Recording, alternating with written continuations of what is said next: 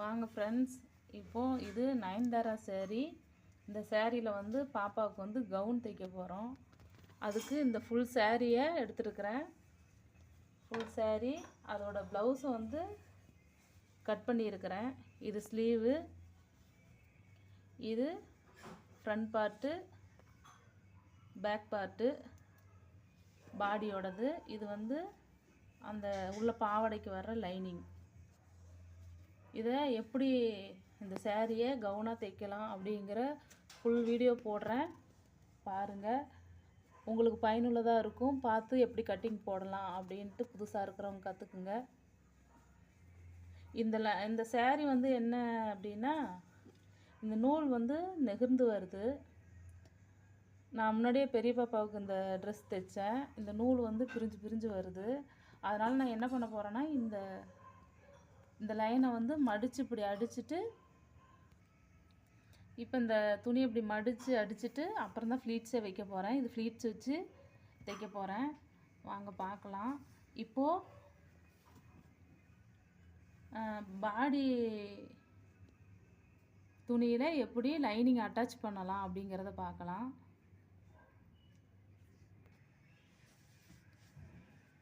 வாங்க. இப்போ இது என்னென்னா, இது ஃப்ரண்ட் பார்ட்டு.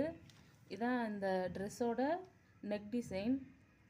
இப்போது இது வந்து லைனிங்கு மேல் பக்கம் போட்டிருக்கோம். நம்மளுடைய மெயின் ஃபேப்ரிக்கு வந்து இங்கே வருங்க. இது மேல் பக்கம், இது உள் பக்கம். இப்போது நம்மளுக்கு லைனிங்கும் மேல் பக்கமாக வரணும் அப்படின்னா இப்போ வந்து ஆப்போசிட்டாக இப்படி போட்டுக்கணும் லைனிங்கு. இப்போ நம்ம என்ன பண்ண போகிறோம் அப்படின்னா, அடித்து தான் திருப்ப போகிறோம். இந்த நெக்கு அடித்து திருப்ப தான் போகிறோம். அதனால் வாங்க பார்க்கலாம் எப்படி அடித்து திருப்பலாம் அப்படின்ட்டு.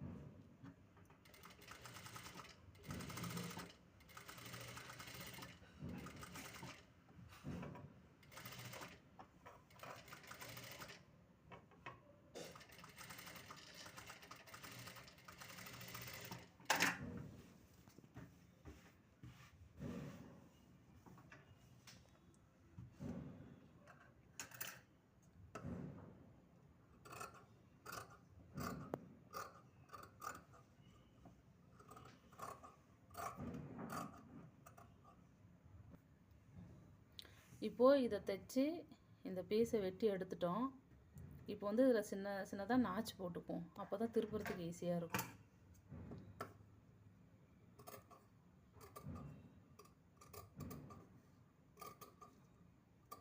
இந்த வளைவாக இருக்கிற இடத்துலலாம் நல்லா நாச்சு போட்டுக்கிட்டிங்கன்னா தான் உங்களுக்கு நல்லா வளையும். நம்ம என்ன டிசைன் தைச்சோமோ அதே டிசைன் அழகாக வரும்.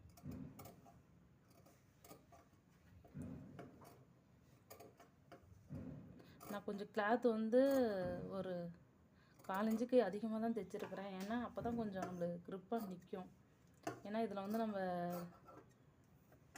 பேப்பர் கேன்வாஸ்லாம் நம்ம கொடுக்கறதில்ல. இப்போ அப்படியே திருப்பிக்கலாம். திருப்பி இதில் ஒரு தையல் போட்டுப்போம், படிமான தையல்.